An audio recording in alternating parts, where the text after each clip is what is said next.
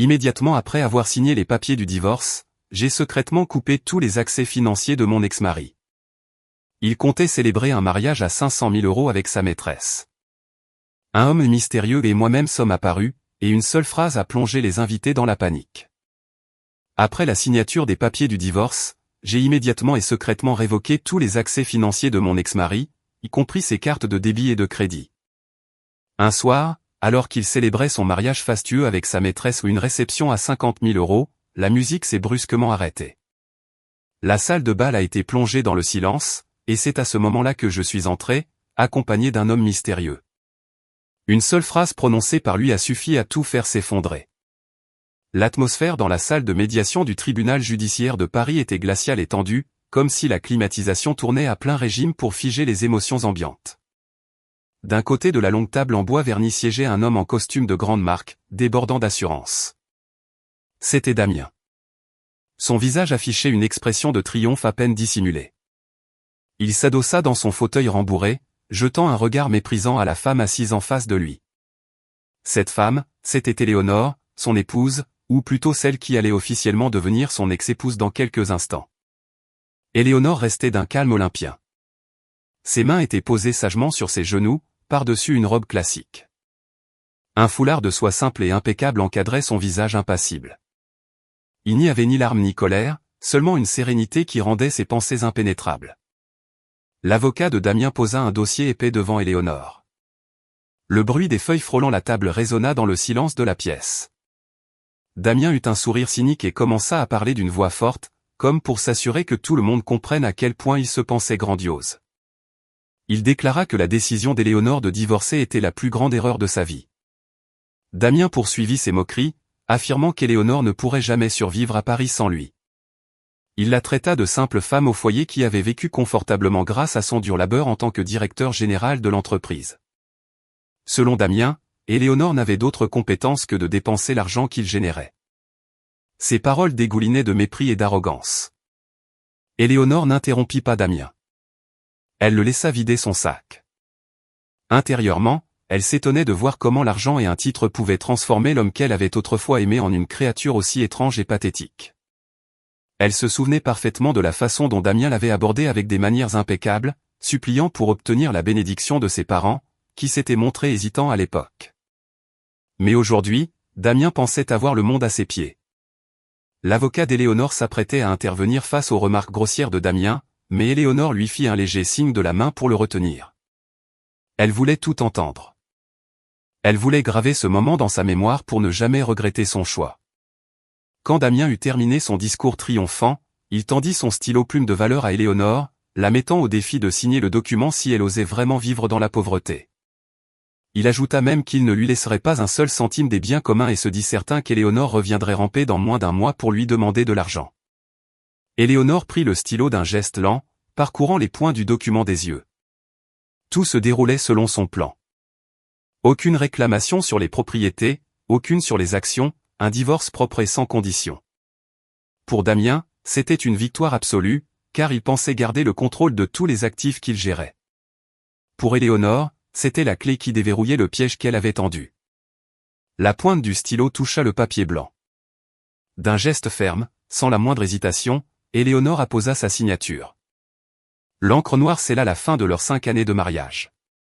Lorsqu'elle eut terminé, elle referma le dossier et le fit glisser vers l'avocat de Damien. Le juge médiateur, témoin de la scène, ne put s'empêcher de soupirer profondément devant la froideur des deux parties, bien que manifestée de manière bien différente. Damien s'empara du dossier, le relut avec un large sourire, puis laissa échapper un rire étouffé. Il se sentait libéré d'un poids immense. Il était libre d'être ouvertement avec Sylvie, libre de profiter de la richesse qu'il prétendait avoir bâtie de ses propres mains. Éléonore se leva, lissa brièvement ses vêtements et regarda Damien une dernière fois. Il était encore occupé à serrer la main de son avocat, célébrant une victoire illusoire. Sans un mot, Éléonore se tourna vers la sortie. Ses pas étaient légers, comme si un fardeau de 1000 tonnes venait de glisser de ses épaules. Damien lui cria de ne pas oublier le chemin de la sortie, car il ne la raccompagnerait pas. Éléonore ne se retourna pas. Elle franchit la porte, remonta le couloir animé du tribunal et poursuivit sa route jusqu'au hall principal où sa voiture l'attendait déjà. Le soleil brillait dehors, contrastant avec le traitement glacial qu'elle venait de subir. Éléonore monta à l'arrière d'une confortable berline de luxe noire et laissa échapper un long soupir. Son chauffeur personnel, un homme âgé fidèle à sa famille depuis de nombreuses années, lui demanda poliment si tout s'était bien passé. Éléonore hocha simplement la tête avec un léger sourire. Puis, elle sortit une tablette de son sac à main. L'écran s'alluma, affichant le logo d'une prestigieuse banque privée où étaient conservés tous les actifs de sa famille et de l'entreprise. Éléonore saisit un code d'authentification à 2 facteurs et scanna son empreinte digitale pour accéder au système en tant qu'administratrice principale. Un diagramme financier clair apparut à l'écran. Depuis 5 ans, Damien détenait une carte d'accès secondaire avec un plafond quasi illimité. Damien croyait qu'il s'agissait de son compte personnel. En réalité, ce n'était qu'une facilité que la famille d'Éléonore avait accordée à leur gendre pour faciliter les opérations de l'entreprise. Damien avait oublié, ou était trop arrogant pour réaliser, qu'il n'avait jamais été le titulaire principal du compte. Chaque actif, de l'hôtel particulier luxueux dans lequel il vivait aux voitures du garage, en passant par la carte de crédit Platinum qu'il utilisait pour briller en société, était lié au trust de la famille d'Éléonore. Le doigt d'Éléonore glissa sur l'écran de la tablette. Elle entra dans le menu de gestion des accès. Le nom de Damien y figurait avec le statut de directeur général, accès complet. Éléonore appuya sur le bouton de modification. Sans la moindre hésitation, elle changea son statut, sélectionnant l'option permettant de bloquer toutes les cartes de crédit supplémentaires, de geler l'accès au retrait d'espèces et de déconnecter le jeton numérique pour les virements de l'entreprise. Le système demanda une confirmation finale, l'avertissant que cette action paralyserait toute activité financière pour l'utilisateur concerné. Éléonore appuya fermement sur le bouton de confirmation. L'écran afficha un cercle de chargement pendant quelques secondes avant d'afficher une coche verte accompagnée du texte « Accès révoqué avec succès ». Éléonore s'adossa au siège en cuir. Elle ferma les yeux un instant, imaginant la suite. Damien devait être en route vers sa prétendue liberté à ce moment précis, planifiant sans doute une grande fête pour célébrer le divorce. Éléonore connaissait bien le caractère de son ex-mari. Damien était le genre de personne qui avait un besoin viscéral de reconnaissance. Il ne perdrait pas de temps pour afficher sa richesse afin de masquer l'échec de son mariage. Éléonore murmura quelques mots pour dire adieu à son passé douloureux.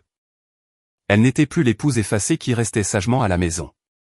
Elle était la propriétaire légitime de l'empire commercial que Damien s'était approprié. La berline se faufila dans la circulation parisienne, éloignant Éléonore du tribunal. Dans le silence de la voiture, elle ouvrit une application de messagerie sur son téléphone. Un message venait d'arriver de la part de Monsieur le Maître, un cousin éloigné et confident de confiance de son défunt père, qui l'aidait à surveiller l'entreprise dans l'ombre. Le message était bref, phase 1 terminée. Éléonore tapa une réponse rapide, confirmant que le divorce était signé et les accès financiers définitivement coupés. Elle ajouta également des instructions pour que Monsieur le Maître prépare la phase suivante. Le jeu venait de commencer, et cette fois, Éléonore contrôlait pleinement l'échiquier. Damien sortit du tribunal d'un pas conquérant, le torse bombé. Il se sentait comme un oiseau tout juste libéré de sa cage. Il sortit immédiatement son smartphone et composa le numéro qu'il appelait le plus souvent ces derniers temps. Le nom de Sylvie apparut à l'écran. Dès que la liaison fut établie, la voix mielleuse de Sylvie l'accueillit. Damien annonça fièrement qu'il était désormais un homme riche, séduisant et célibataire. Il lui apprit qu'Éléonore n'avait rien réclamé, ce qui signifiait que toute la fortune de l'entreprise et les actifs personnels restaient entre ses mains.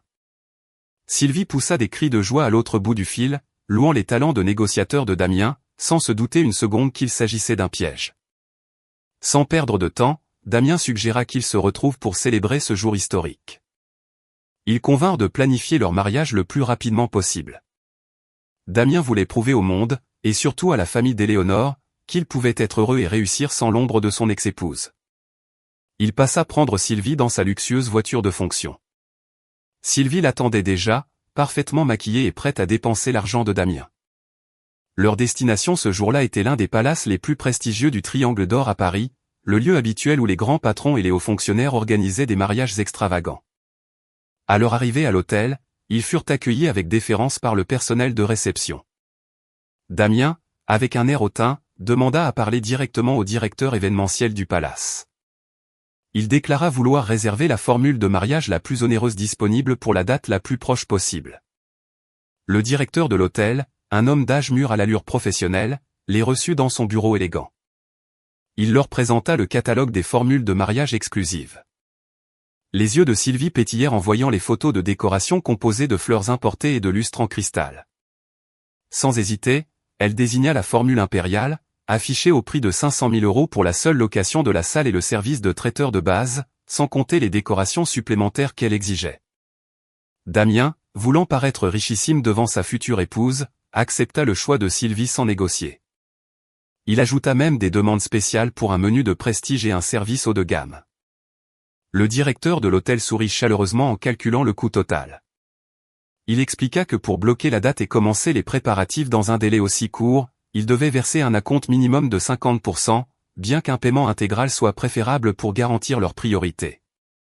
D'un geste désinvolte, Damien sortit son portefeuille en cuir et en retira la carte de crédit noire qui avait toujours été le symbole de son statut social. Il la posa sur le bureau en marbre d'un coup sec. Le directeur prit poliment la carte et l'inséra dans le terminal de paiement. Damien regarda Sylvie avec un sourire, imaginant déjà la splendeur de leur fête. Cependant, ce sourire s'effaça lentement lorsque les sourcils du directeur se froncèrent. Le terminal émit un bip long et imprima un petit reçu portant la mention refusée.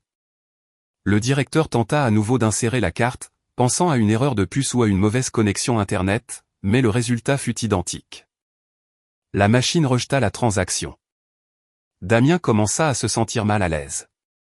Il rit jaune, affirmant que la puce de la carte était probablement sale ou endommagée par un usage trop fréquent.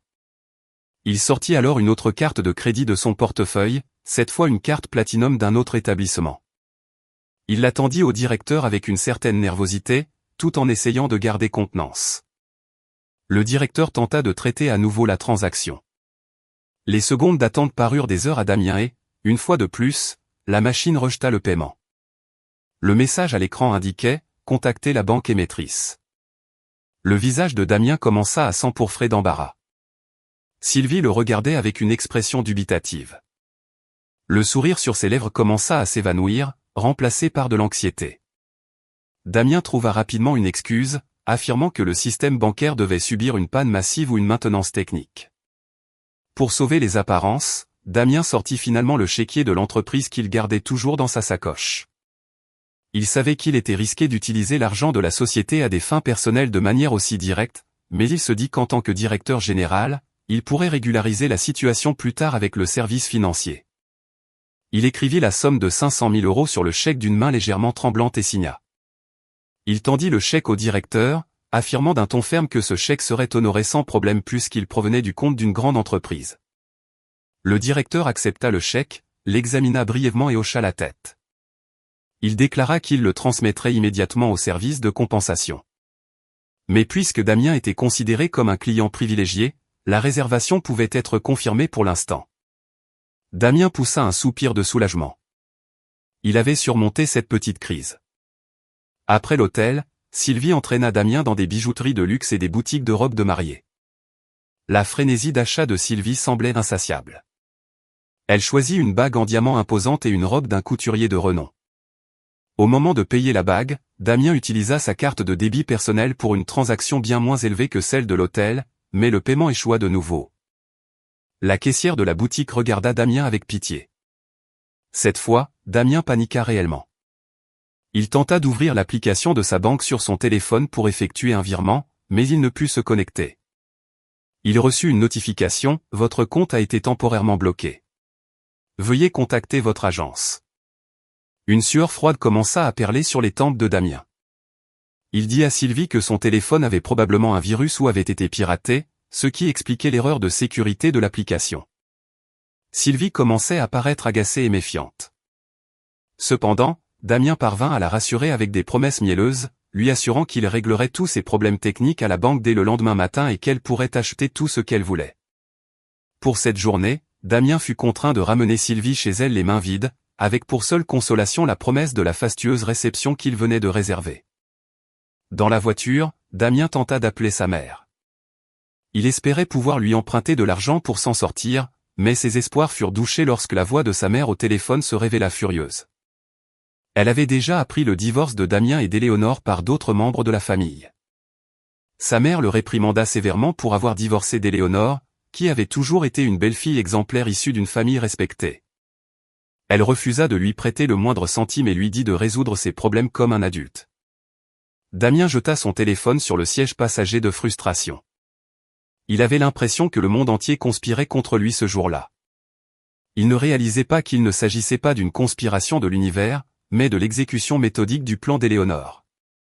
Pendant ce temps, dans le bureau du directeur de l'hôtel, celui-ci était au téléphone après le départ de Damien et Sylvie. Il parlait d'un ton respectueux. À l'autre bout de la ligne se trouvait l'assistante personnelle d'Éléonore. Le directeur signala que Damien venait de remettre un chèque de l'entreprise pour payer la réception.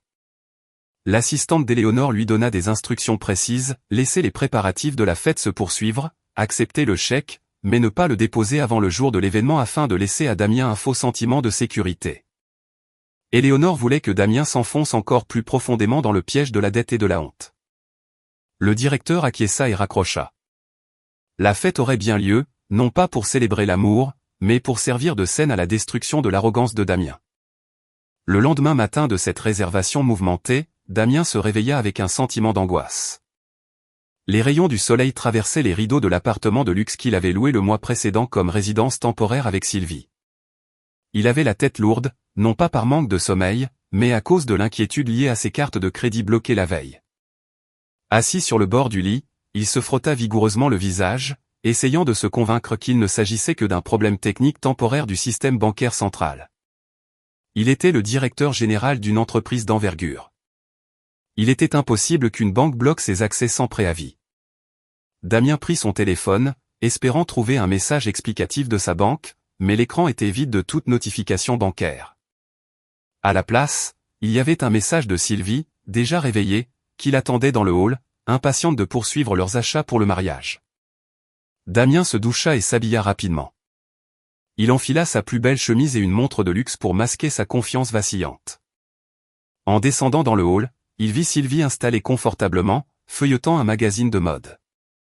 Le visage de Sylvie s'illumina en apercevant Damien. Elle se leva immédiatement, prit son bras de manière affectueuse et lui rappela la longue liste de choses qu'il devait acheter ce jour-là.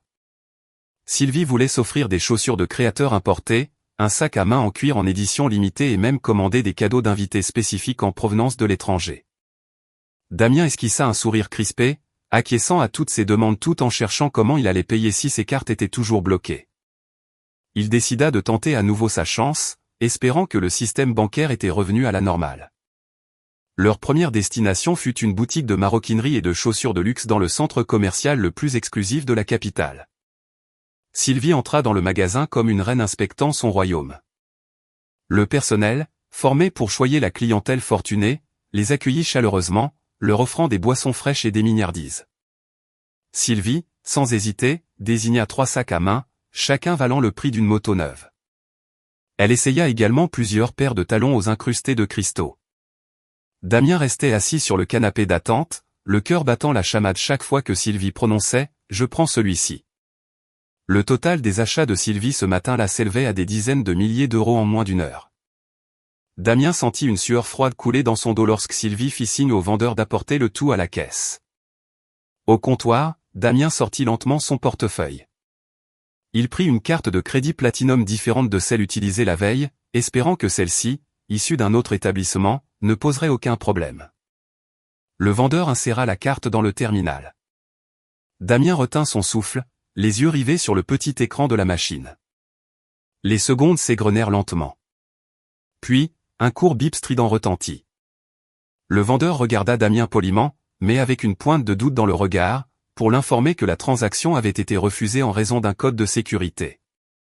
Damien tenta de plaisanter pour masquer son embarras. Il déclara à voix haute, pour que Sylvie et les autres clients l'entendent, que sa banque restreignait probablement les transactions importantes par mesure de sécurité pour les clients prioritaires de son rang lors de mouvements inhabituels. Sylvie commençait à s'agacer franchement. Elle lança à Damien un regard insistant, comme pour lui demander quel était l'intérêt d'épouser un directeur général si elle ne pouvait même pas faire ses achats. Damien, refusant de perdre la face devant sa future femme et le personnel, demanda les coordonnées bancaires de la boutique. Il promit qu'il demanderait à son service financier de procéder à un virement direct depuis le compte de l'entreprise le jour même. Le vendeur se montra hésitant, car la procédure standard exigeait un paiement complet au moment de l'achat pour les articles emportés, mais Damien sortit sa carte de visite arborant fièrement son titre de directeur général. Il convainquit le responsable du magasin de son importance et de l'arrivée imminente des fonds avant l'après-midi. Craignant de froisser un client potentiel de cette envergure, le gérant finit par les laisser partir avec les articles à la condition que Damien envoie la preuve du virement dans les 3 heures. En quittant la boutique, Damien ressentit un léger soulagement, mais le fardeau sur ses épaules ne faisait que s'alourdir. Il devait désormais honorer une promesse de virement de toute urgence. Cependant, Sylvie n'était pas encore rassurée. Elle entraîna Damien vers un concessionnaire de voitures de sport situé à proximité. Elle le supplia de lui offrir une nouvelle voiture de sport en guise de cadeau de mariage. Elle voulait se présenter aux réunions avec ses amis au volant d'un véhicule neuf pour briller. Damien, dont l'ego était démesuré, ne put refuser. Il se dit que l'achat d'une voiture passait généralement par un processus de financement ou de crédit bail géré par un organisme de crédit, ce qui lui éviterait d'avoir à présenter une carte bancaire sur le moment. Cela semblait plus sûr pour sa situation financière précaire. Chez le concessionnaire, ils furent accueillis par un vendeur enthousiaste. Damien jeta son dévolu sur une berline rouge rutilante qui coûtait une fortune. Il s'installa au volant, empoigna le cuir et ressentit à nouveau ce sentiment de puissance dont il avait tant besoin. Après un court essai sur route, Damien s'installa dans un bureau vitré avec le vendeur pour remplir les formalités. Il présenta avec assurance sa pièce d'identité et ses informations administratives pour la vérification de solvabilité. Il était certain que son historique financier était irréprochable, car toutes ses mensualités avaient toujours été prélevées automatiquement sur le compte principal d'Éléonore, qu'il croyait être le sien. Le vendeur saisit les coordonnées de Damien sur son ordinateur, souriant d'abord chaleureusement, avant de voir son sourire s'évanouir en découvrant les résultats sur son écran. Son visage se figea. Il appela son supérieur pour lui montrer l'écran. Ils chuchotèrent sérieusement tout en jetant des regards discrets vers Damien. Damien commença à s'offusquer de ce traitement. Il tapota légèrement sur la table et demanda quel était le problème, affirmant qu'il était pressé.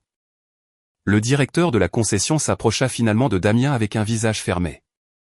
Il lui expliqua froidement que sa demande de financement avait été automatiquement rejetée par le système central.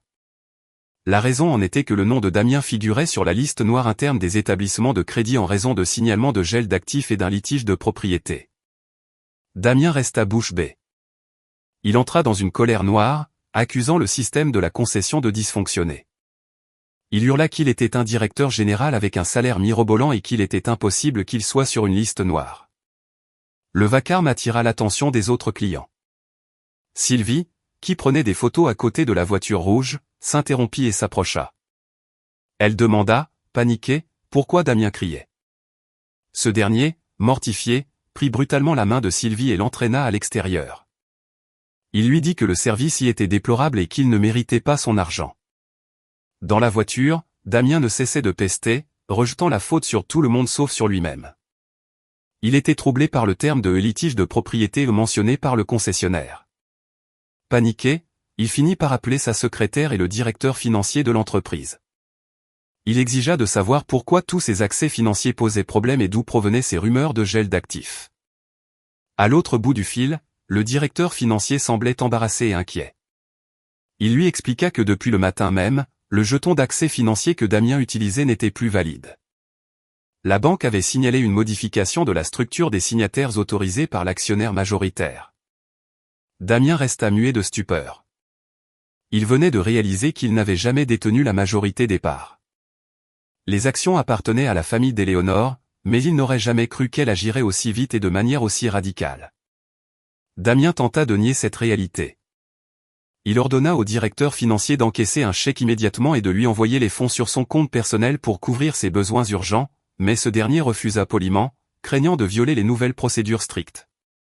Pendant que Damien sombrait dans la confusion, une enveloppe épaisse de couleur crème fut déposée sur le bureau d'Éléonore, au siège du groupe Castel, un endroit où Damien se rendait rarement. Éléonore était assise, examinant des rapports sur sa tablette. Son assistante personnelle lui remit l'enveloppe avec déférence. Il s'agissait de l'invitation physique pour le mariage de Damien et Sylvie. Le design était extrêmement luxueux, avec des dorures et un papier d'importation précieux, correspondant parfaitement au goût extravagant de Sylvie. Éléonore ouvrit lentement l'invitation, sans la moindre tristesse. Au contraire, elle esquissa un léger sourire, difficile à interpréter. L'invitation indiquait que la réception aurait lieu dans 2 jours. Éléonore prit son stylo et écrivit un seul mot sur la carte réponse, « Présente ». Puis elle remit la carte à son assistante pour qu'elle soit envoyée à l'adresse de Damien. Éléonore savait que sa présence ne serait pas celle d'une simple invitée, mais celle de l'exécutrice qui mettrait fin à cette longue mascarade. Le jour tant attendu par Damien et Sylvie finit par arriver. Leur journée de mariage, conçue avec une extravagance inouïe pour afficher leur statut social, ressemblait désormais à une véritable bombe à retardement pour Damien. Depuis le matin, Damien se trouvait à l'hôtel. Il n'avait pas fermé l'œil de la nuit, harcelé par des messages de relance de différents prestataires. La boutique de vêtements exigeait la preuve du virement qui n'était jamais arrivé, la bijouterie menaçait de reprendre ses articles et les décorateurs demandaient le solde du paiement avant le début de la soirée. Damien se sentait comme pris dans des sables mouvants, puis il se débattait, puis il s'enfonçait. Il passait son temps à mentir à tout le monde, affirmant que les fonds étaient en cours de virement et arriveraient dans l'après-midi. Pendant ce temps, l'effervescence régnait dans la salle de bal de l'hôtel. Les ouvriers installaient des milliers de fleurs fraîches acheminées par camion. Les grands lustres en cristal étaient allumés, projetant une lumière dorée éblouissante. Un épais tapis rouge s'étirait de l'entrée jusqu'à l'hôtel, conçu pour ressembler à un palais de contes de fées. Sylvie rayonnait de bonheur. Elle s'activait à donner des directives aux équipes, exigeant que les compositions florales soient modifiées ici ou que l'intensité lumineuse soit réduite là. Sylvie n'avait aucune idée de la tempête qui faisait rage dans l'esprit de son futur époux. Pour elle, cette journée marquait une victoire écrasante sur Éléonore. Elle allait devenir l'épouse légitime d'un grand patron et mener une vie d'opulence. Elle s'imaginait déjà le regard envieux de ses amis face à une telle splendeur. Damien s'était réfugié dans l'une des suites louées pour les préparatifs du couple. Il faisait les 100 pas, agité. Il tenta d'appeler à nouveau sa mère, espérant que la vieille dame se serait ravisée et accepterait de lui prêter ses économies de retraite pour combler le gouffre financier qui s'ouvrait sous ses pieds, mais elle ne décrocha pas. Damien s'effondra sur le canapé. Les yeux fixés sur le plafond de la chambre, il se demandait comment tout avait pu basculer en si peu de temps. Il se souvint du visage d'Éléonore au tribunal, calme et impénétrable. Soudain, un mauvais pressentiment l'envahit. Éléonore préparait-elle quelque chose? Mais Damien écarta rapidement cette pensée. À ses yeux, Éléonore était bien trop passive et naïve pour fomenter un coup si cruel. Il se persuada qu'il ne s'agissait que d'un problème bancaire passager et que dès le lendemain, tout rentrerait dans l'ordre. Tout ce qu'il avait à faire était de traverser cette nuit la tête haute. Dans un autre endroit bien plus paisible, Éléonore se préparait. Elle se trouvait dans le domaine privé de sa famille, un lieu serein et retiré. Il n'y avait ni précipitation ni agitation. Éléonore était assise devant une coiffeuse en bois précieux. Une maquilleuse de confiance de la famille lui appliquait un maquillage naturel mais affirmé. Éléonore ne voulait pas paraître outrancière. Elle ne cherchait pas à rivaliser avec la mariée en matière de fard ou de paillettes. Elle souhaitait se présenter telle qu'elle était, distinguée, élégante et inaccessible. Elle choisit une longue robe de soie noire, assortie d'une étole de satin du même ton, tenue par une broche en diamant héritée de sa grand-mère. Son apparence dégageait une assurance tranquille et intimidante. Une fois prête, Éléonore se rendit au salon. Monsieur le maître l'y attendait. Cet homme d'âge mûr portait un costume de cérémonie impeccable. Il regarda Éléonore avec un mélange d'admiration et de préoccupation. Il savait à quel point la trahison de Damien l'avait blessé pendant des années, et il mesurait la gravité de la démarche qu'elle s'apprêtait à accomplir ce soir-là. Monsieur le maître lui demanda d'une voix grave si elle était certaine de vouloir agir ainsi en public. Il lui proposa d'autres options, comme laisser les avocats et les forces de l'ordre s'occuper de Damien sans qu'elle n'ait à paraître à la fête. Il craignait qu'Éléonore ne souffre en voyant son ex-mari à l'hôtel avec une autre femme. Éléonore secoua doucement la tête tout en esquissant un léger sourire. Elle ajusta le revers de sa manche et déclara d'un ton calme que la blessure dans son cœur s'était refermée depuis longtemps. Sa présence là-bas n'était pas pour s'apitoyer sur son sort, mais pour s'assurer que justice soit faite de ses propres mains. Éléonore voulait assister au moment précis où le masque de Damien tomberait. Elle voulait qu'il comprenne que la femme qu'il avait toujours rabaissée était celle-là même qui pouvait le détruire en un clin d'œil. Devant cette assurance, Monsieur le maître hocha la tête en signe d'assentiment. Il n'insista pas davantage. Il offrit son bras à Éléonore. Ils sortirent pour monter à bord d'une élégante berline noire qui les attendait. Le moteur de la voiture tourna doucement, prêt à les conduire vers ce qui s'annonçait comme un véritable règlement de compte. Au palace, le soleil s'était couché et les invités commençaient à arriver. Les voitures de luxe déposaient leurs passagers devant l'entrée principale. Les convives, composés des partenaires d'affaires de Damien, des relations mondaines de Sylvie et de quelques parents éloignés, commencèrent à remplir le hall de la salle de réception. Ils s'extasiaient devant les décors somptueux. Les mets et les boissons étaient servis par des maîtres d'hôtel en livrée impeccable. Un orchestre symphonique emplissait la pièce d'une mélodie romantique et raffinée. Damien et Sylvie se tenaient près de l'autel pour saluer les invités un à un. Damien s'efforçait d'afficher un sourire avenant, même si son regard errait nerveusement dans la salle, redoutant qu'un créancier ne surgisse pour faire un scandale. Sylvie chuchota à l'oreille de Damien, s'extasiant sur la réussite de la fête et le nombre d'invités prestigieux présents. Damien hocha la tête machinalement. Il aperçut le directeur de l'hôtel debout dans un coin, non loin de l'accès aux cuisines, l'observant fixement en tenant un dossier sous le bras. Damien savait que le directeur attendait le règlement. Chaque fois que leurs regards se croisaient, Damien détournait rapidement les yeux, feignant d'être absorbé par la conversation d'un invité. Le cœur de Damien battait la chamade, s'alignant sur le rythme entraînant de la musique. Malgré la climatisation, la grande salle lui paraissait soudainement étouffante. À 20h tapantes, la cérémonie officielle allait débuter. Un maître de cérémonie réputé, engagé à prix d'or, monta sur scène pour animer la soirée. Les invités s'installèrent à leur table ronde pour déguster les entrées. L'ambiance était festive. Des rires et des conversations légères résonnaient partout. Personne ne se doutait de la tension extrême qui habitait le marié. Devant les grandes portes closes de la salle de bal, la berline noire s'immobilisa. Un voiturier s'empressa d'ouvrir la portière. Éléonore posa le pied au sol, chaussée d'escarpins élégants. Elle se tint un instant devant la façade majestueuse du palace. À ses côtés, Monsieur le maître ajusta sa veste. Ils échangèrent un regard déterminé et hochèrent la tête. Éléonore s'avança d'un pas assuré. Ce n'était pas simplement l'arrivée d'une invitée en retard. C'était le début de la fin pour Damien. La lourde double porte en bois sculpté était l'ultime rempart entre la fête factice à l'intérieur et la réalité brutale qui s'apprêtait à y pénétrer. La réception de mariage battait son plein. Le cliquetis des couverts en argent contre la porcelaine fine rythmait les discussions animées des invités. Des centaines de représentants de la haute société parisienne semblaient apprécier le buffet d'exception dressé de part et d'autre de la salle. L'arôme des viandes rôties, des pâtisseries fines et des fleurs fraîches se mêlaient pour créer une atmosphère de pure opulence.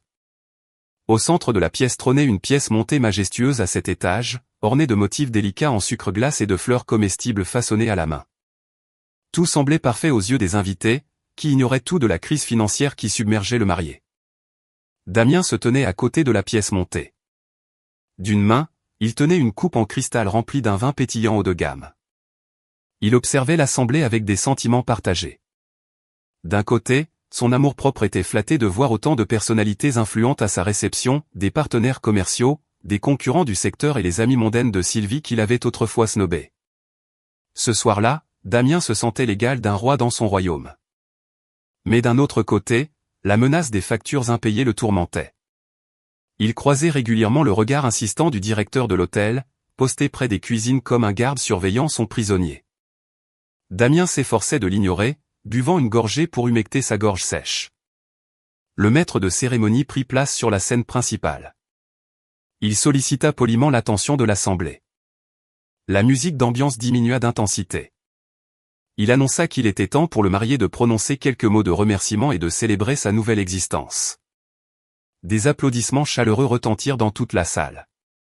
Sylvie, vêtue de sa longue robe à traîne ornée de sequins, poussa doucement Damien du coude en lui souriant de toutes ses dents. Elle lui murmura de faire un discours mémorable pour impressionner l'auditoire. Damien hocha la tête, réajusta sa cravate et s'avança vers le micro placé au centre de la scène. Il prit une profonde inspiration pour rassembler le peu d'assurance qu'il lui restait, agrippant le pied du micro comme s'il s'agissait d'une bouée de sauvetage. Il commença à parler. Sa voix trembla légèrement au début, avant de s'affermir. Il salua les invités, les remerciant chaleureusement de leur présence. Puis son discours commença à dévier des remerciements d'usage. Damien entreprit de raconter son parcours professionnel, ou plutôt la version qu'il s'était forgée dans son propre esprit. Il parla de la manière dont il avait bâti sa carrière à force de travail acharné, jour et nuit, pour développer l'entreprise qu'il dirigeait aujourd'hui. Il se dépeignit en visionnaire tenace ayant conquis le monde des affaires sans l'aide de personne. Les invités l'écoutaient attentivement. Quelques partenaires commerciaux qui connaissaient la véritable histoire de l'entreprise chuchotaient entre eux, dubitatifs face à ses affirmations, mais ils applaudirent néanmoins poliment. Encouragé par l'accueil de l'auditoire, Damien aborda un sujet plus intime. Sans nommer directement Éléonore, il commença à faire des allusions acerbes à son passé. Il déclara avoir eu le sentiment d'être freiné pendant des années par un environnement familial dépourvu d'ambition. Il décrivit son ex-épouse comme une figure austère, sans vision d'avenir, incapable de s'adapter à son train de vie et à sa pensée moderne. Damien affirma qu'un homme de sa stature avait besoin d'une partenaire qui soit un moteur, pas un fardeau. Il ajouta que cohabiter avec quelqu'un qui n'était pas à sa hauteur, tant sur le plan intellectuel que social, était une véritable épreuve pour un homme d'affaires accompli. Sylvie souriait fièrement. Elle se sentait flattée, persuadée que tous ses compliments déguisés lui étaient adressés. Damien se tourna vers elle et lui tendit la main. Sylvie le rejoignit sur scène. Damien poursuivit ses éloges, portant sa future épouse au nu. Il la qualifia de femme moderne, intelligente, élégante, comprenant parfaitement les exigences d'un dirigeant d'entreprise. Damien s'exclama dans le micro que cette soirée était la preuve qu'il avait enfin trouvé sa moitié, digne de l'accompagner vers les sommets. Il conclut son allocution en invitant l'assistance à lever son verre pour porter un toast à l'avenir brillant qu'il s'apprêtait à bâtir avec Sylvie et à la prospérité de son empire commercial.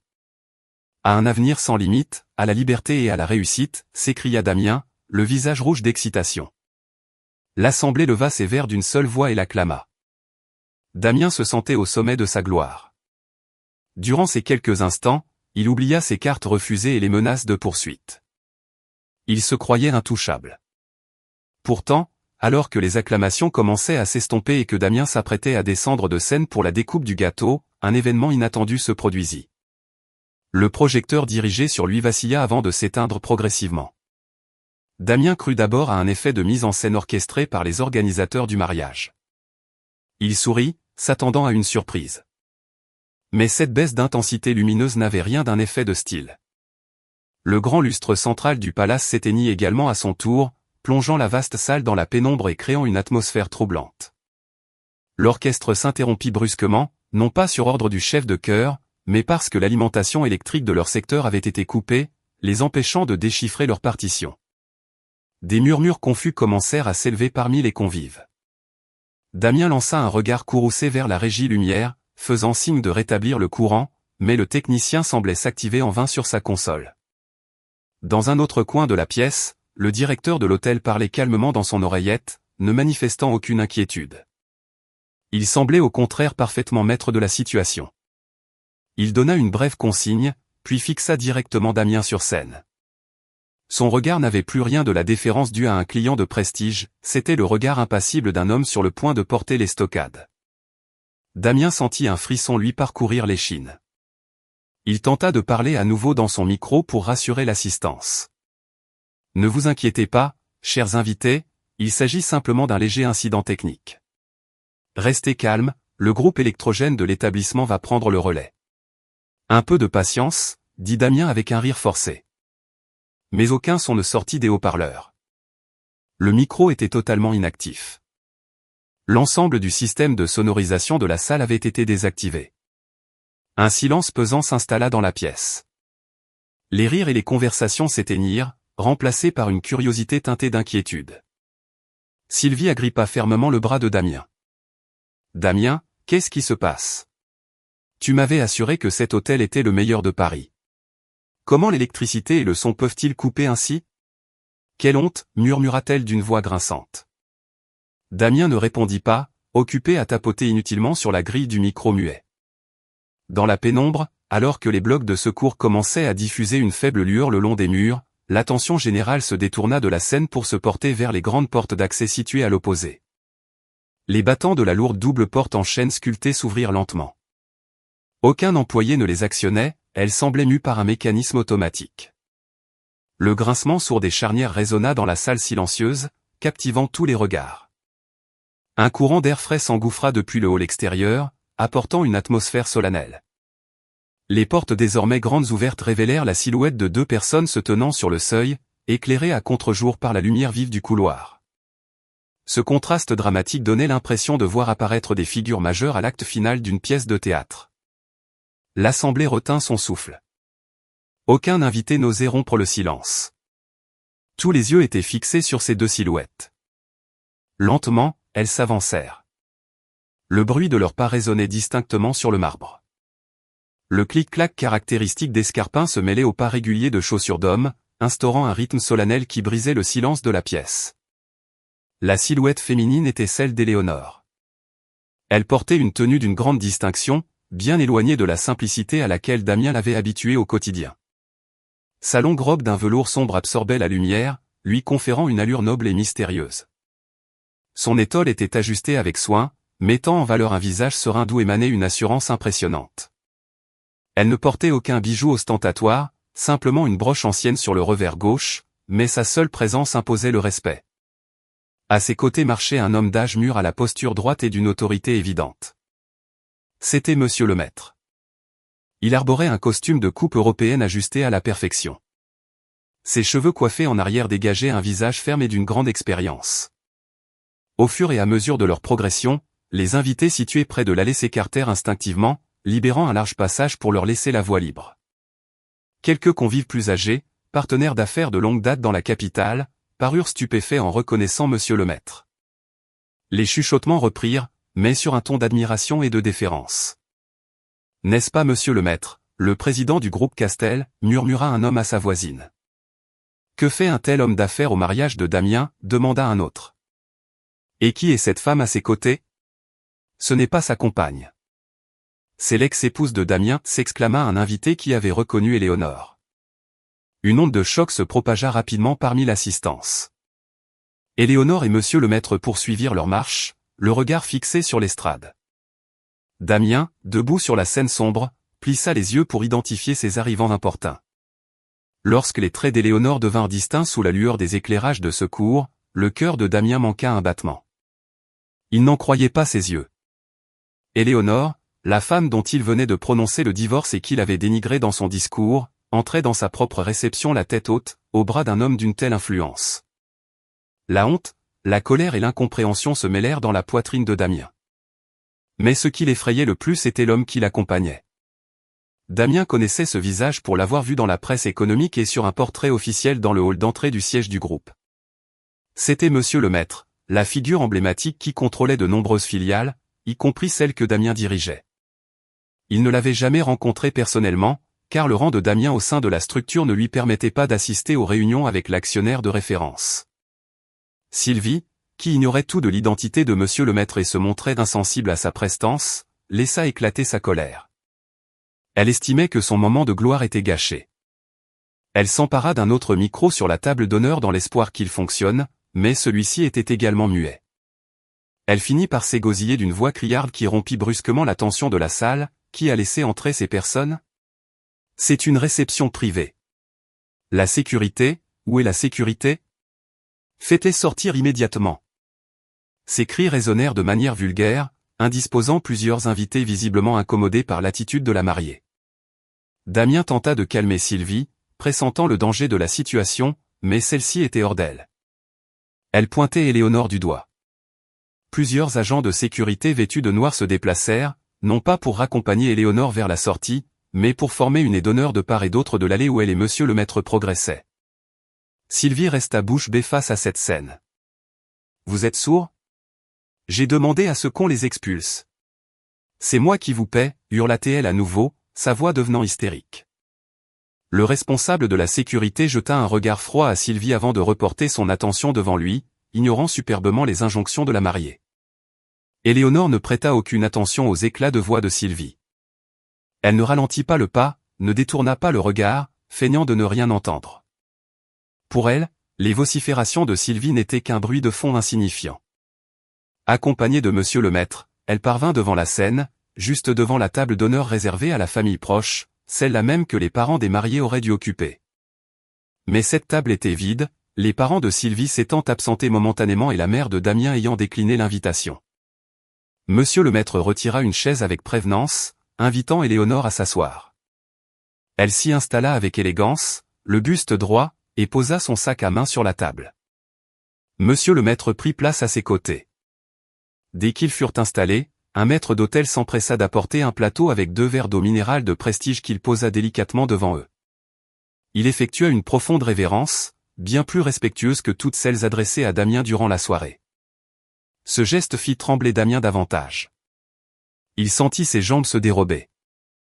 Il comprit qu'au sein de cet établissement, l'autorité suprême n'appartenait pas à celui qui louait la salle, mais bien aux propriétaires des lieux, et l'attitude du personnel ne laissait aucun doute sur l'identité de leur véritable employeur. Le silence retomba sur la salle. Il n'y avait plus de fond musical ni de bruit de vaisselle. Tous les invités attendaient la suite des événements. Éléonore prit son verre d'eau, but une gorgée calme, puis leva les yeux vers Damien sur l'estrade. Son regard n'exprimait aucune colère d'épouse bafouée, mais plutôt la pitié d'une propriétaire s'apprêtant à congédier un employé indélicat. Damien se sentit totalement démasqué sous ce regard. Il aurait voulu fuir, mais ses jambes semblaient clouées au sol. Monsieur le maître se leva lentement. Sans élever la voix, il fit un geste discret de la main. Le projecteur principal de la scène s'alluma à nouveau, mais uniquement pour éclairer monsieur le maître, laissant les mariés dans l'ombre. Monsieur le maître sortit de sa veste un micro sans fil argenté. C'était le seul micro en état de marche de la salle, apporté par ses propres équipes techniques.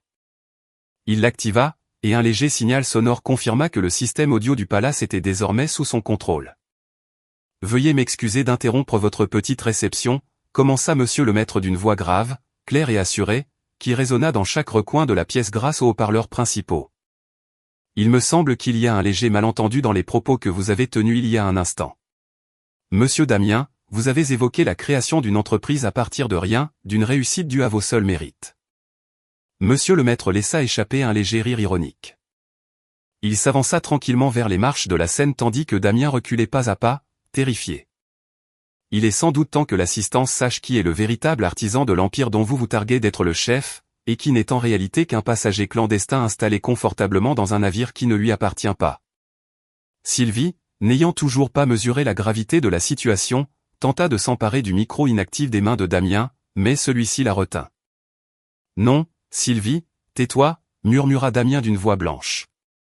Son visage était livide. Il avait reconnu la voix et l'autorité naturelle de monsieur le maître. Il savait que sa venue n'était pas amicale, ni destinée à faire un esclandre vulgaire. Sa présence annonçait une mise au point publique et implacable. Et Damien, sur cette scène prestigieuse qu'il avait réservée avec un chèque sans provision, se sentait désormais comme un accusé attendant l'énoncé de sa sentence devant des centaines de témoins. Les pas de monsieur le maître gravissant les marches de la scène résonnaient lourdement, comme le marteau d'un juge s'apprêtant à rendre son verdict. Damien reculait, le visage blême et le front couvert de sueur, gâchant sa coiffure soignée. Il aurait voulu appeler la sécurité, mais sa gorge était nouée. De surcroît, il savait pertinemment que le personnel du palace n'obéirait plus à ses ordres. Derrière lui, Sylvie oscillait entre incompréhension et irritation. Elle n'avait pas encore saisi le danger qui les menaçait, contrariée seulement de voir son moment de gloire perturbé par un homme qu'elle ne connaissait pas. Elle tenta de s'avancer pour invectiver monsieur le maître, mais Damien écarta les bras pour lui barrer la route. Il savait qu'un affrontement direct avec cet homme équivaudrait à un suicide social et professionnel. Monsieur le maître se tenait désormais au centre de l'estrade, juste à côté de Damien. Le contraste entre les deux hommes était saisissant. Damien, dans son costume de marié onéreux, paraissait insignifiant et terrifié, tandis que monsieur le maître, dans son costume sombre classique, affichait une stature imposante qui dominait la pièce. Il ne prit pas la parole immédiatement. Il laissa le silence s'installer quelques secondes, accentuant la tension parmi l'auditoire. Il observa Damien d'un regard indéchiffrable, dépourvu de colère, mais teinté d'une condescendance extrême, comme s'il observait un insecte égaré au mauvais endroit. Monsieur le maître se tourna ensuite vers l'assemblée d'invités toujours figés à leur place. Il esquissa un sourire courtois qui ne se reflétait pas dans ses yeux. D'un geste fluide, il leva la main gauche et claqua des doigts en direction de la régie située au fond de la salle. L'instant d'après, l'écran géant de projection installé sur le mur de scène s'alluma. Cet écran devait initialement diffuser un diaporama des photos romantiques de Damien et Sylvie prises à l'étranger. Au lieu de cela, l'écran afficha un organigramme d'entreprise extrêmement complexe et détaillé. Le nom du groupe Castel y figurait en lettres d'or capitales au sommet. Les invités plissèrent les yeux pour déchiffrer les mentions écrites en plus petits caractères en dessous. Plusieurs hommes d'affaires installés aux premières tables eurent un mouvement de recul de stupeur. Monsieur le maître reprit la parole dans son micro, sa voix résonnant avec force dans toute la salle. Il expliqua que depuis bien trop longtemps, une confusion persistait sur l'identité de la personne qui dirigeait réellement le groupe Castel. Il pointa l'écran du doigt. Tout en haut de l'organigramme, au poste de présidente du conseil d'administration et actionnaire majoritaire, figurait un nom bien connu de Damien, mais ignoré de la plupart des invités qui ne connaissaient que les apparences. Ce nom était celui d'Éléonore. Éléonore, la femme assise tranquillement à la table d'honneur en buvant son eau minérale, était la propriétaire légitime de 90% des actions du groupe industriel dont dépendait la filiale dirigée par Damien. Monsieur le maître fit ensuite glisser son doigt vers le bas de l'organigramme, passant sous le conseil d'administration et les directions opérationnelles, pour s'arrêter sur un encadré situé en bas de l'écran. Le nom de Damien y était inscrit avec la mention « Directeur général au contrat révocable à tout moment ». Monsieur le maître lut l'intitulé d'un ton ironique, insistant bien sur les termes de ce contrat. Il expliqua à l'assistance que les fonctions de Damien n'étaient pas celles d'un propriétaire, d'un fondateur ou même d'un décideur stratégique. Damien était un simple salarié auquel on avait accordé un titre honorifique en raison de son alliance avec l'actionnaire majoritaire. Il n'était qu'une vitrine destinée à préserver l'image de l'entreprise familiale, alors que toutes les décisions d'importance étaient prises par le conseil d'administration sous la supervision directe d'Éléonore. Le visage de Damien vira au rouge brique sous l'effet de la honte. Ces mensonges étaient exposés publiquement devant des centaines de personnes. Lui qui s'était toujours vanté d'être un dirigeant autodidacte, à l'origine du développement de la société, apparaissait désormais comme un simple employé ayant bénéficié des faveurs de sa belle famille. Les murmures s'intensifièrent parmi l'assistance. Certains invités commençaient à sourire de leur propre naïveté d'avoir cru au récit de Damien. Sylvie, les yeux fixés sur l'écran, sentit ses jambes se dérober. Elle regarda Damien avec effroi. Son ambition de devenir l'épouse d'un grand patron de l'industrie s'effondrait en quelques instants. Elle comprenait que Damien lui avait menti sur l'étendue réelle de ses pouvoirs. Ne pouvant supporter une telle humiliation, Damien tenta de se défendre. Il s'empara du micro muet de Sylvie et hurla de toutes ses forces pour essayer de couvrir la voix de Monsieur le Maître. Bien que sa voix ne soit pas amplifiée par les haut-parleurs, il cria que cet organigramme était un faux. Il affirma avoir travaillé d'arrache-pied, négocié des contrats majeurs et généré les bénéfices de la société. Il soutint que ses biens personnels, tels que la demeure familiale, ses véhicules de sport et l'appartement, étaient le fruit de son travail personnel et enregistrés à son nom. Il tenta de persuader l'assistance qu'il s'agissait d'une cabale montée par une ex-épouse jalouse de le voir refaire sa vie avec Sylvie. Il pointa un doigt tremblant vers Éléonore, l'accusant de sabotage par pure rancœur. Monsieur le maître se contenta de sourire face à cette tentative désespérée de défense. Il fit un nouveau signe à la régie. L'image sur l'écran de projection changea à nouveau. Cette fois, elle présenta la liste des biens évoqués par Damien. Les titres de propriété de la demeure, les certificats d'immatriculation des voitures de sport et l'acte d'acquisition de l'appartement apparurent distinctement. Cependant, dans la colonne des propriétaires légitimes, le nom de Damien ne figurait nulle part. Tous ces biens étaient enregistrés au nom de Castel Investissement SA ou directement au nom propre d'Éléonore. Monsieur le maître expliqua calmement à l'Assemblée, comme s'il s'adressait à un enfant, que l'ensemble des avantages matériels dont Damien avait bénéficié durant 5 ans, de la montre à son poignet au véhicule qu'il conduisait pour impressionner Sylvie, appartenait à la société et lui était simplement confié dans le cadre de ses fonctions de représentation. Vous ne possédez rien, Damien, déclara monsieur le maître d'une voix froide et tranchante qui couvrit les dénégations de Damien. Même le costume que vous portez ce soir a été réglé avec une carte de crédit de l'entreprise qui a été bloquée ce matin même. Vous n'êtes qu'un passager clandestin qui s'est installé en première classe et a fini par oublier qu'il n'avait jamais acheté son billet. Monsieur le maître s'approcha de Damien, l'intimidant de toute sa stature. Damien recula jusqu'à buter contre la table de cérémonie derrière lui. Il était pris au piège, sans issue possible. Sylvie, incapable de contenir son émotion, éclata en sanglots. Elle se sentait profondément trahie. Elle secoua le bras de Damien, exigeant des explications. « Damien, qu'est-ce que tout cela signifie? Tu m'avais assuré que cette demeure t'appartenait. Tu m'as dit que tu étais le propriétaire du groupe. J'allais donc épouser un simple salarié, hurla-t-elle, oubliant toute retenue. » Damien tenta de l'apaiser, lui glissant qu'il réglerait la situation et qu'il intenterait un procès à Éléonore, mais Sylvie repoussa violemment sa main. Le maquillage de Sylvie, altéré par ses larmes, coulait sur ses joues, lui donnant une apparence défaite et pitoyable sur cette scène de réception. En contrebas, Éléonore demeurait parfaitement calme. Elle ne manifestait aucune moquerie ni aucun triomphe. Elle observait simplement la scène avec un visage impassible. Intérieurement, elle ressentait un profond soulagement. Le poids des mensonges de Damien était enfin levé. Elle se rappela le nombre de fois où Damien l'avait rabaissée devant ses connaissances, affirmant qu'elle n'entendait rien aux affaires, alors que c'était elle qui réglait discrètement ses erreurs de gestion et renflouait ses projets infructueux avec ses fonds personnels. Ce soir, Éléonore se contentait de rétablir la vérité. Monsieur le maître reporta son attention sur Damien. Il lui indiqua que les conséquences de ses actes ne s'arrêtaient pas là. Il lui rappela le document signé le matin même au tribunal.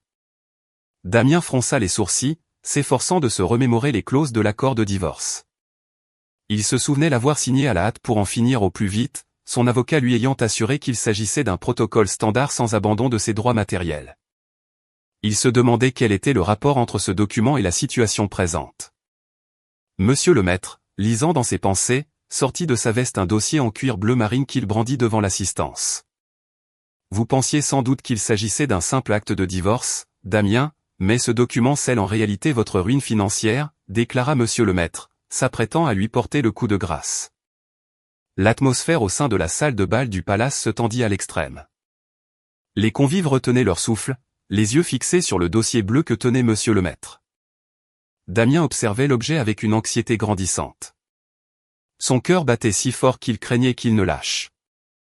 Il tentait désespérément de se remémorer chaque ligne lue à la hâte le matin même, réalisant qu'il avait peut-être négligé un détail crucial dans ces documents juridiques qu'il avait sous-estimés. Monsieur le maître ouvrit le dossier avec une lenteur calculée, prolongeant le supplice de Damien. Le frémissement des pages tournées, capté par le micro, accentuait l'effet dramatique de la scène. Il en retira une feuille revêtue d'un sceau officiel, au bas de laquelle la signature de Damien se détachait nettement à l'encre noire encore fraîche. Monsieur le maître tint le document à deux mains, le parcourut du regard, puis fixa Damien. Son regard exprimait une certitude juridique absolue. Il commença à expliquer que dans le milieu des affaires, chaque signature engage la responsabilité de son auteur et que négliger la lecture d'un contrat est une faute impardonnable. Damien, prononça monsieur le maître d'une voix claire. Vous avez fait preuve d'une grande suffisance en signant cet accord ce matin. Pensiez-vous simplement écarter Éléonore de votre existence? Croyez-vous avoir triomphé en signant cette renonciation? Monsieur le maître secoua doucement la tête avec un sourire teinté de commisération. Vous n'avez malheureusement pas pris la peine de lire l'article 14, alinéa 3 de la convention de divorce que vous avez librement paraphé. Damien resta pétrifié. De quel article s'agissait-il? Son conseil ne lui en avait jamais fait mention. Il chercha des yeux son avocat dans la salle, mais ce dernier était introuvable. Il était seul face à ses responsabilités. Monsieur le maître approcha le micro de ses lèvres, s'apprêtant à énoncer la clause qui allait sceller le destin de Damien. Sa voix se fit plus solennelle, écoutez attentivement, Damien, et que toutes les personnes présentes ici en soient témoins, déclara-t-il fermement avant de poursuivre, votre signature apposée ce matin n'était pas un simple acte de divorce. Elle validait également l'application d'une clause d'indemnisation globale. Celle-ci stipule qu'en cas de perte de votre statut de conjoint de l'actionnaire principal, l'intégralité des pertes opérationnelles subies par la filiale sous votre mandat, ainsi que l'ensemble des dépenses personnelles effectuées avec les ressources de la société sans accord écrit préalable, sont immédiatement requalifiées en dettes personnelles exigibles sous 24 heures. Ces mots résonnèrent dans toute la pièce, provoquant une véritable sidération chez Damien. Il tituba et s'effondra sur le sol de la scène. Il tentait d'assimiler la portée de ces termes. Dettes personnelles. Pertes opérationnelles de la filiale. Damien savait pertinemment que durant son mandat de 5 ans, plusieurs projets s'étaient soldés par des échecs cuisants en raison de son manque d'implication, préférant consacrer son temps aux loisirs et aux voyages plutôt qu'à la gestion de l'entreprise. Le montant cumulé de ces pertes s'élevait à des millions d'euros, sans compter le coût de la réception de ce soir, soit 500 000 euros, désormais considéré comme une dépense non autorisée puisqu'Éléonore avait bloqué ses accès avant la transaction. Monsieur le maître poursuivit ses explications d'un ton de plus en plus incisif, d'après l'audit financier réalisé la semaine dernière. Le montant cumulé des pertes résultant de vos décisions de gestion erronée et de l'usage abusif des fonds de la société à des fins personnelles durant ces 5 années s'élève à 10 millions d'euros. À cela s'ajoute le coût de la location de cette salle et des prestations traiteurs de ce soir, que vous avez tenté de régler avec un compte de l'entreprise déjà bloqué. Le montant total de votre dette s'élève donc à 10 500 000 euros. L'annonce de cette somme suscita un murmure de stupéfaction parmi les invités. Plus de 10 millions d'euros. C'était une somme colossale, impossible à rembourser pour Damien, désormais sans emploi et dépourvu de tout patrimoine. Et puisque vous ne disposez d'aucun actif à votre nom pour couvrir cette créance, ajouta monsieur le maître d'un ton sans appel, des poursuites civiles et pénales vont être engagées simultanément. À peine eut-il prononcé ces mots que les portes latérales de la salle de bal s'ouvrirent. Ce n'étaient pas des employés du palace qui entrèrent, mais des officiers de police accompagnés de plusieurs personnes en costume munis de sacoches.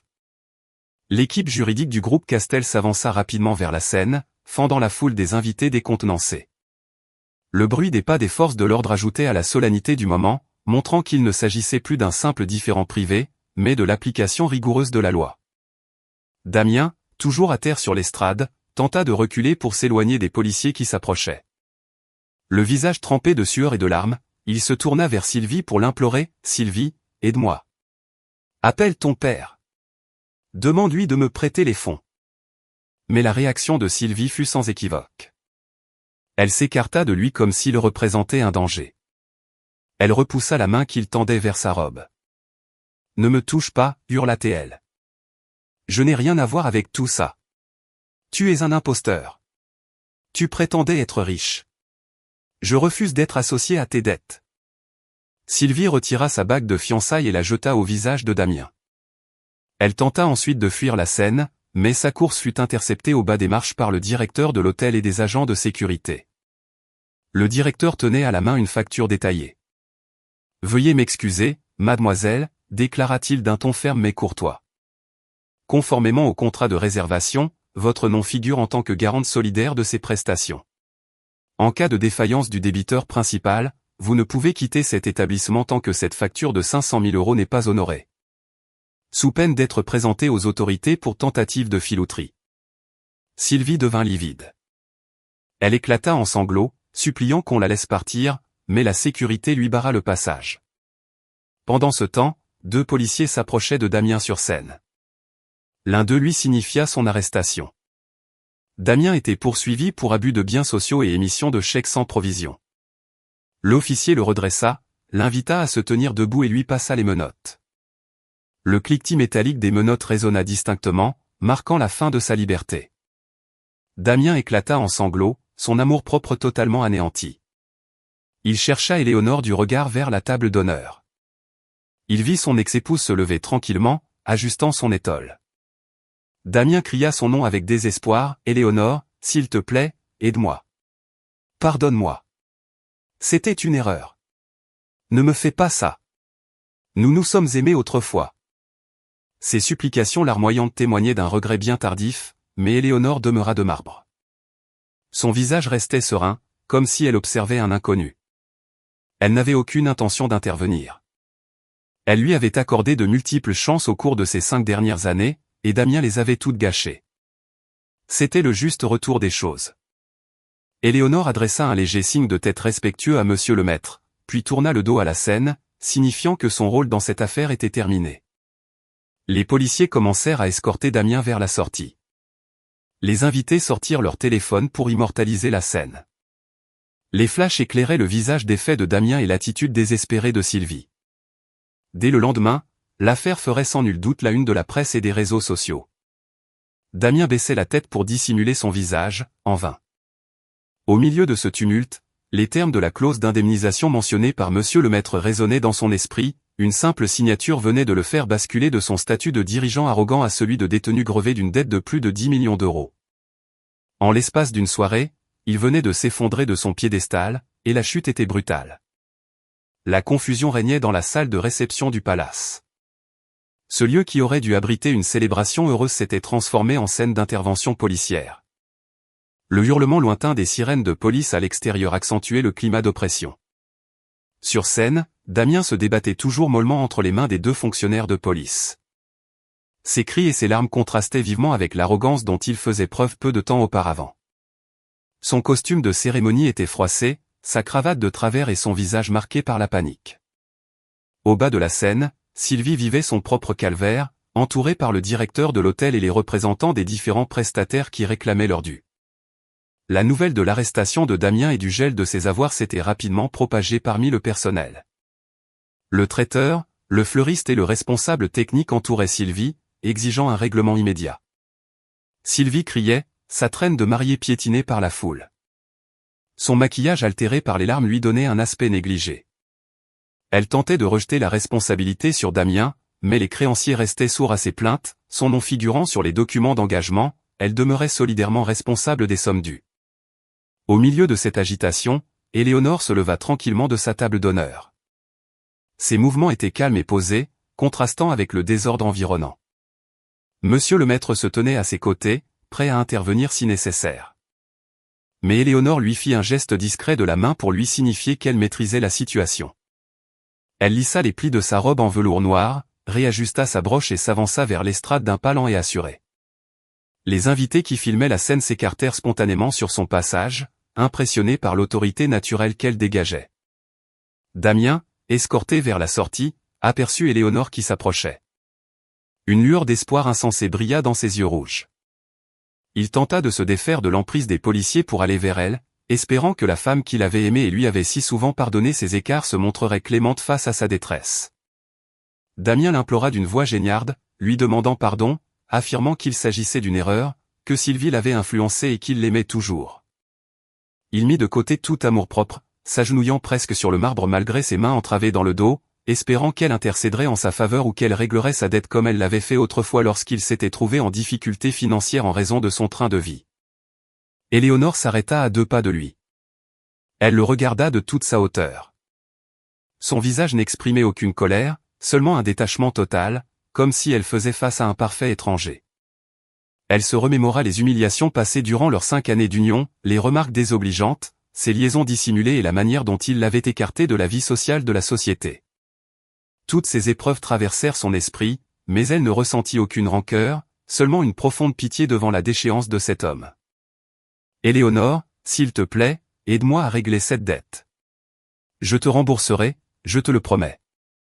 Ne me laisse pas partir avec eux, supplia Damien, le visage défait.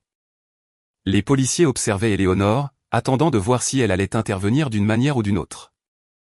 Éléonore soupira doucement avant de prononcer ces mots d'une voix feutrée mais parfaitement audible pour Damien. Damien, durant 5 ans, j'ai constamment pallié tes manquements. J'ai fermé les yeux lorsque tu utilisais les ressources du ménage pour tes loisirs. J'ai gardé le silence quand tu t'attribuais le mérite de diriger mon entreprise. Je t'ai offert de nombreuses opportunités de te comporter de manière responsable. Elle marqua une pause avant de poursuivre, mais aujourd'hui, tu es face aux conséquences de tes propres choix. Cet accord de divorce était ton choix. Cette réception fastueuse était ton choix. Et cette femme, ajouta-t-elle en désignant Sylvie en pleurs, était également ton choix. Je refuse de continuer à assumer tes erreurs. Il te appartient désormais d'en assumer la responsabilité en adulte. Devant cette fin de non-recevoir, les derniers espoirs de Damien s'envolèrent. Il comprit qu'Éléonore avait définitivement tourné la page. Elle n'était plus l'épouse conciliante qu'il pensait pouvoir influencer. Damien laissa échapper un cri de désespoir tandis que les forces de l'ordre le relevaient pour l'escorter vers la sortie latérale. Il continuait de la regarder jusqu'à ce que les portes se referment derrière lui. Éléonore se tourna ensuite vers Sylvie. Cette dernière, voyant Damien emmener, paniqua de plus belle. Elle tenta de se défaire de l'emprise du directeur de l'hôtel, en vain. Face au regard d'Éléonore, Sylvie changea d'attitude, passant de l'emportement aux supplications. « Madame Éléonore, je vous en prie, aidez-moi. Je n'étais au courant de rien, Damien m'a trompé, je suis une victime dans cette histoire. Par solidarité féminine, je vous en supplie, faites preuve de clémence, implora-t-elle, espérant ainsi amadouer son interlocutrice. » Éléonore s'approcha d'elle, observant la robe de mariée onéreuse que portait Sylvie, acquise au moyen d'une carte de crédit de la société et qui entrait désormais dans le calcul de la dette de Damien. Éléonore esquissa un très léger sourire. Elle ouvrit son sac à main, en sortit une enveloppe blanche semblable à celle contenant habituellement les présents de mariage, et la tendit à Sylvie. Sylvie s'en empara d'une main tremblante, espérant y trouver un titre de paiement pour régler la facture du palace et recouvrer sa liberté. Elle ouvrit l'enveloppe à la hâte, mais son visage se décomposa en découvrant son contenu. L'enveloppe était vide de tout argent, elle contenait uniquement un feuillet portant la mention « Facture de la robe de mariée en attente de règlement ». Éléonore avait récupéré ce document auprès de la maison de couture, également lésée par les promesses non tenues de Damien. « Vous aspiriez à un train de vie prestigieux, Sylvie » murmura Éléonore à son oreille. « Vous souhaitiez être sur un pied d'égalité avec Damien ? C'est désormais chose faite. Vous partagez la même situation financière délicate, vous faites face aux mêmes poursuites judiciaires et vous vous retrouvez toutes deux sans ressources. » Éléonore s'écarta d'elle, la regardant avec détachement. « Profitez du buffet de la réception, car les prochains repas qui vous seront servis risquent d'être nettement moins raffinés. » Sylvie resta muette de stupeur, terrassée par ces propos. Elle mesurait l'ampleur de son erreur d'avoir misé sur Damien et se retrouvait désormais confrontée à la réalité. Le directeur de l'hôtel ordonna au personnel de sécurité de conduire Sylvie vers les bureaux de la direction afin de régler les formalités administratives avec les autorités compétentes. Sylvie fut emmenée en larmes sous le regard de ses connaissances mondaines, qui s'empressaient d'enregistrer sa déchéance pour alimenter les conversations. La salle de bal se vida progressivement de ses principaux acteurs, laissant les invités interdits face au dénouement de cette soirée. Éléonore rejoignit Monsieur le Maître, qui l'accueillit avec un sourire approbateur. Il n'y eut aucune effusion de joie ni célébration particulière. Éléonore ressentait simplement une saine fatigue, celle de la délivrance. Elle prit son sac à main et s'achemina vers la sortie principale au bras de Monsieur le Maître. Les invités s'inclinaient respectueusement sur son passage, manifestant une considération sincère.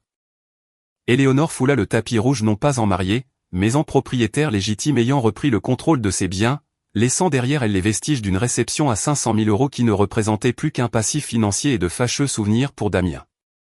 Un mois s'était écoulé depuis les événements de cette soirée mouvementée. L'affaire du mariage interrompue par l'intervention des forces de l'ordre continuait d'alimenter les conversations et de faire la une des médias.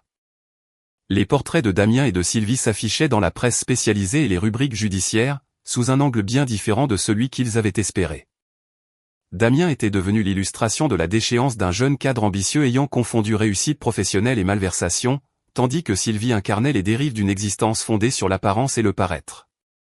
Les investigations avaient mis en évidence que Damien avait détourné des fonds de la société durant plusieurs années afin de mener grand train et de financer ses dépenses personnelles. Le montant total des irrégularités constatées lors de l'audit financier avait stupéfié l'opinion publique.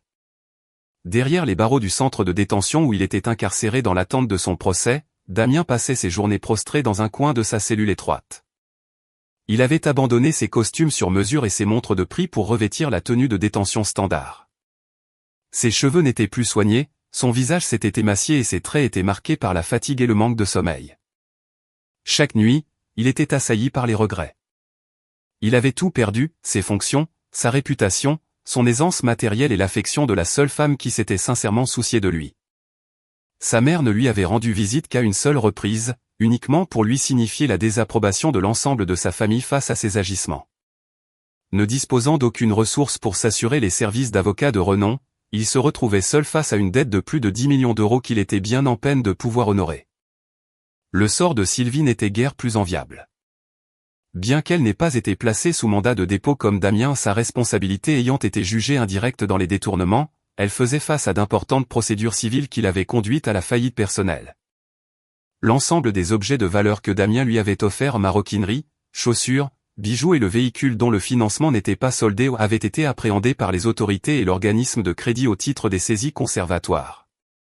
Sylvie avait été contrainte de quitter son logement en raison de loyers impayés. Ses relations mondaines s'étaient détournées d'elle, refusant de répondre à ses appels et l'écartant de leur cercle. Elle résidait désormais dans une modeste chambre de la banlieue parisienne, subsistant grâce à de petits emplois pour une enseigne de commerce en ligne, tout en étant régulièrement relancée par les créanciers du mariage qui exigeaient le règlement des prestations de la soirée. L'existence dorée dont elle avait rêvé s'était évanouie, remplacés par les soucis financiers et la désapprobation sociale. Pendant ce temps, dans un cadre verdoyant et paisible de la périphérie, un établissement à l'architecture moderne et chaleureuse se dressait fièrement. Une plaque à l'entrée indiquait « Fondation éducative Castel ». Sur la pelouse, des enfants issus de milieux défavorisés jouaient joyeusement, vêtus de tenues soignées. Depuis la terrasse du bâtiment principal, Éléonore les observait, un sourire serein aux lèvres. Son visage paraissait reposé et serein, débarrassé du poids qui lui pesait sur la poitrine depuis des années. Elle arborait une tenue professionnelle à la fois sobre et élégante. Monsieur le maître sortit du bâtiment en tenant un dossier contenant le bilan mensuel d'activité. Il rejoignit Éléonore et le lui remit. Voici le rapport d'activité du mois, Éléonore. Depuis la réorganisation de la direction et le départ des éléments indélicats, les résultats opérationnels du groupe ont progressé de 30%. Les partenaires financiers ont renouvelé leur confiance au groupe Castel, déclara monsieur le maître avec satisfaction, fier de voir sa nièce assumer pleinement ses fonctions de direction avec discernement. Éléonore prit le dossier, le parcourut rapidement et hocha la tête d'un signe d'approbation. Il s'avère que la gestion d'une entreprise n'est pas aussi complexe que Damien cherchait à le faire croire.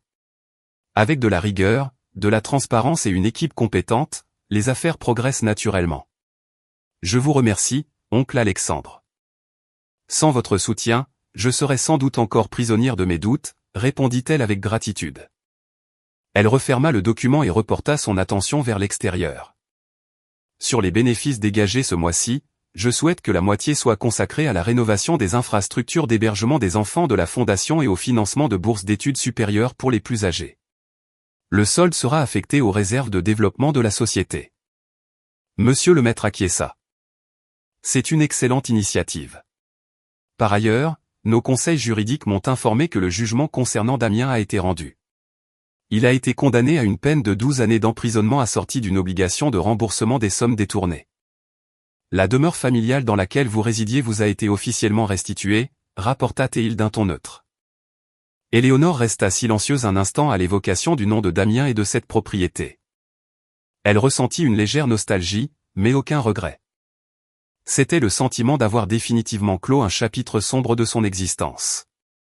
Faites procéder à la mise en vente de cette demeure, oncle Alexandre. Je ne souhaite pas conserver de souvenirs liés à cette période. Le produit de la vente sera intégralement reversé pour la création d'un centre d'accueil dans la commune que nous parrainons. Je souhaite effacer toute trace de ce passé et le transformer en projets utiles. Éléonore se dirigea ensuite vers sa berline noire garée dans l'allée. Son chauffeur lui ouvrit la portière avec déférence. Avant de s'installer à l'arrière, elle jeta un dernier regard vers le bâtiment de la Fondation, observant les rires des enfants qui profitaient de cet espace préservé. Elle comprit que la véritable satisfaction ne résidait pas dans les réceptions fastueuses, les représentations sociales ou la recherche de la reconnaissance d'autrui, mais bien dans la tranquillité de l'esprit, la préservation de sa dignité et la possibilité de se rendre utile à la collectivité. Éléonore prit place dans le véhicule, appréciant la fraîcheur de l'habitacle. Elle s'adossa au siège, l'esprit libéré. Elle saisit son téléphone, ouvrit son album de photos et supprima définitivement les clichés de son union passée avec Damien. Les images disparurent une à une de la mémoire de l'appareil, à l'image de la peine qui s'était dissipée de son cœur. Elle rangea son téléphone et fixa la route qui s'ouvrait devant elle. Au siège du groupe, s'il vous plaît, indiqua Théil calmement au chauffeur. La berline s'élança doucement, laissant la Fondation derrière elle pour s'insérer dans la circulation de la capitale en direction de la tour de bureau où Éléonore s'apprêtait à présider son premier conseil d'administration en qualité d'actionnaire unique et légitime. Le soleil éclairait la chaussée, comme pour saluer ce nouveau départ. Éléonore esquissa un sourire serein, un sourire pour elle-même. Elle savait que sa véritable existence commençait à présent. Et le principal enseignement qu'elle tirait de ces épreuves était que la réserve d'une femme n'est pas le signe d'une faiblesse ou d'un manque de discernement, mais parfois la préparation silencieuse d'une issue juste et incontestable. Un véritable échec et mat.